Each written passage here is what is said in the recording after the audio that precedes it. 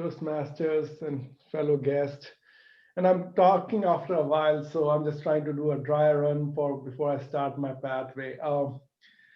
The topic is Halloween, but it's a little bit deception. So because it's related in a way, but it's not related at the same time. The thing that I'm trying to project with this talk is to show the idea of Halloween and how it is subconsciously related across various cultures.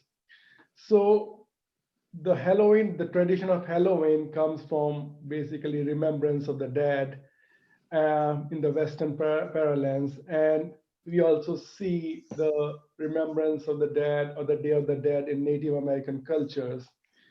The idea that I want to bring to the topic, and maybe some of you are aware or some of you are not aware, that how it relates to some of the Eastern cultures that I come from. I come from India, if you don't know it by now. And I also want to put the importance of certain of these things that is in the culture.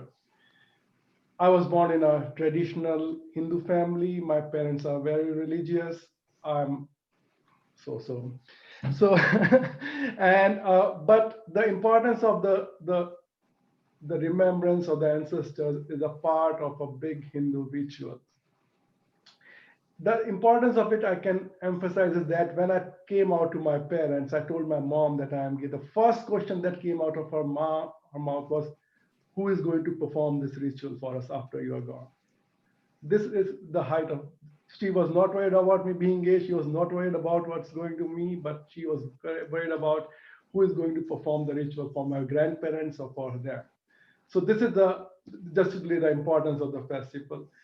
So the I won't say the festival, it is the period of what is called a Pitru Paksh in Sanskrit. Is called, basically translates into the days of the ancestors.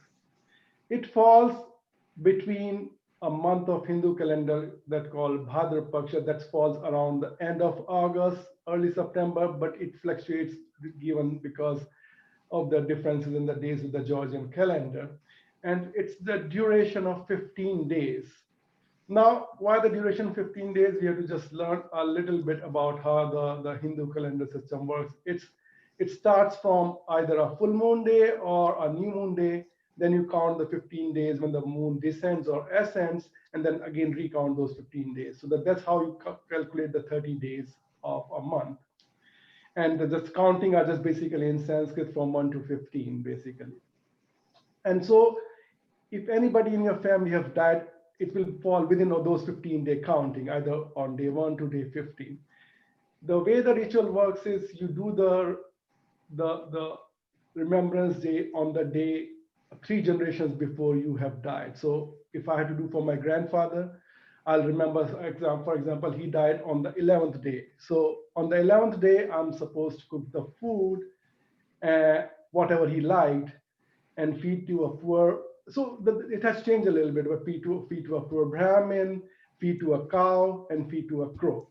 Three people, three things has to be fed: the crow, a cow, and a human being. The same food. Now you don't give the full food to the crow or the cow. You give them a little bit or whatnot, but you just leave it for the crow. This is just these are the part of the ritual.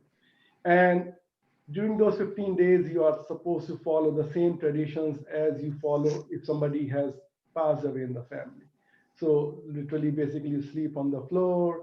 You don't not supposed to shave, but nobody observes those strict conditions right now. But these are the certain things you're supposed to do. Now, what happens? I don't remember even the name of my great grandfather. Forget his day of death. what I'm supposed to do in such a scenario like that. So the last day, that is the full moon day, it's a big day. It's called Mahalya Amavasya, in which if you don't remember the day of the person who has died, that's the day for everybody. So you can just make it on that day. And it's a big day because it's the last day of ancestral remembrance plus the first day of festival season starting. So from that day till the end of November, we celebrate almost a festival every other day.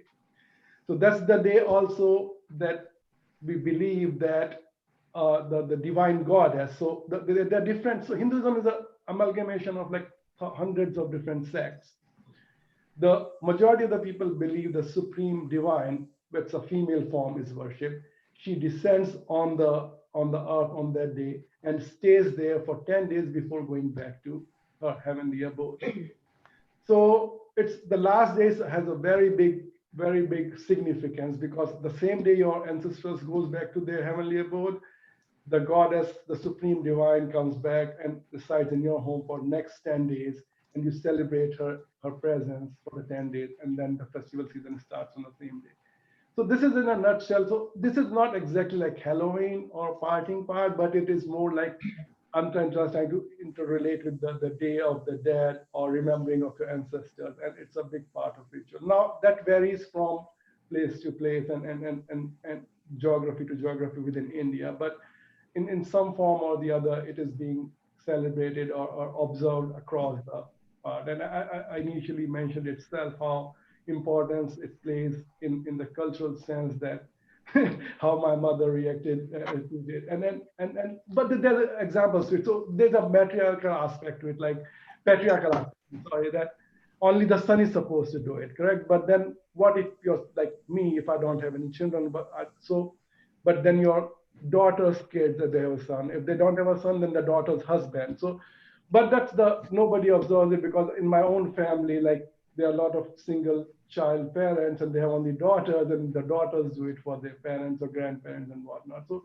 you modify it as per its need, but people do observe it to this day. So thank you so much. I hope you enjoyed this a little bite of a different understanding of different cultures, and thank you so much. Back to you, Kathy. Thank you. Let me get Okay, would you put comments for his evaluator, who is Bright Combing? So would you send to the chat box comments to Bright and or Himanshu directly, and pass them along so that Bright can incorporate your comments into his evaluation, which comes after this?